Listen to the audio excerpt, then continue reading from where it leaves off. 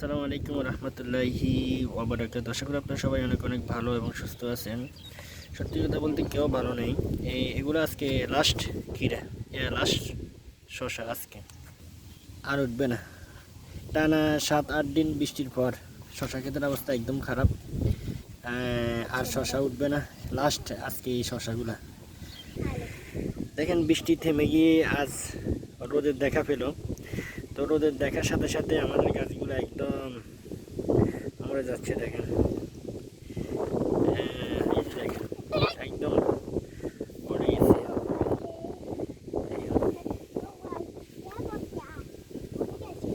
একদম শেষ, একটা করাও নাই।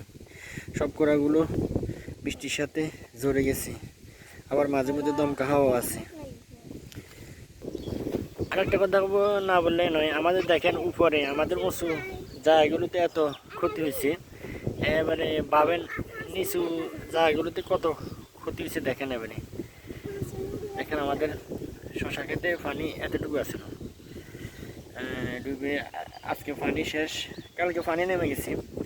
আমার সাথে সাথে শশা গাছগুলো আপনার গোড়াগুলো পচে গেছে।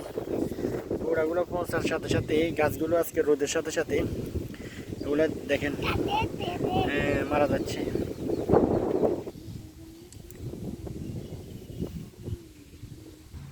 সাফিদ আরবি এরা দেখতে এসেছি। আসসালামু আলাইকুম। কেমন আছেন?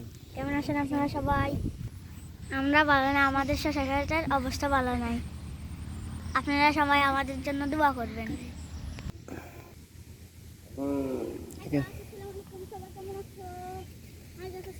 দেখেন অনেক বড় বড় শশা, এই শশাগুলো অবস্থায় গাছ মারা যাচ্ছে। দেখেন গাছের অবস্থা একদম খারাপ।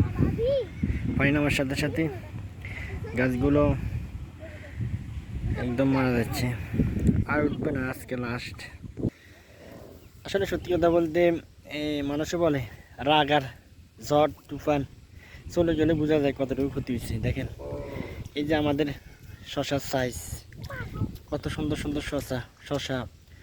এই যে গাছগুলা গতকালও সবুজ ছিল, আজকে দেখেন এই গাছগুলোর অবস্থা অনেক খারাপ। দেখেন এই অনিশ্চিত এই ভবিষ্যতে কিছু বলা যায় না। অনিশ্চিত এই তুফান কালকে কি হবে এটাও বলা যায় না। দেখেন গতকাল এই গাছের অবস্থা অনেক ভালো ছিল, আজকে এই গাছগুলো মাটির সাথে নিমিশেই মিশে গেছে।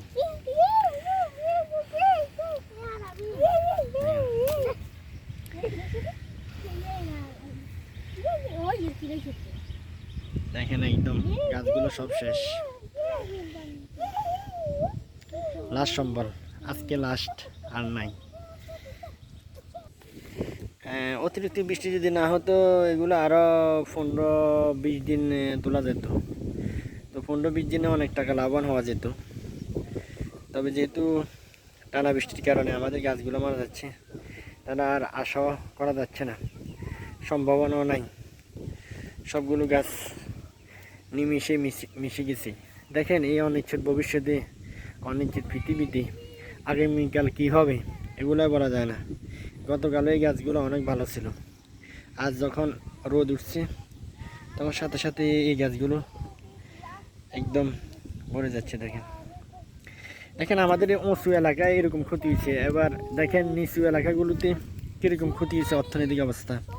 আসলে অতিরিক্ত ঝড় বৃষ্টি তুফান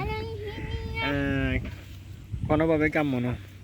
এগুলো যেহেতু আল্লাহ তাআলার হুকুম, ওরা প্রাকৃতিক দুর্যোগ, কেউ কারো দোষ দেওয়ারও ক্ষমতা নেই, সব আল্লাহর হুকুম।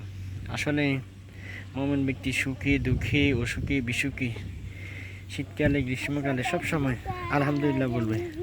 তো আমরাও আলহামদুলিল্লাহ যাটুকু পাইছি শুক্রিয়া। হতে পারতো আরও আগেও, ঝড় বৃষ্টি হলে তো আরও আগে একদম লসে হইতো। যাক কিছুগুলো পাওয়া গেছে। তো আপনারা সবাই ভালো থাকবেন। আসসালামু আলাইকুম রহমতুল্লাহি ওয়া বারাকাতুহু। কেমন আছো তুমি? ভালো।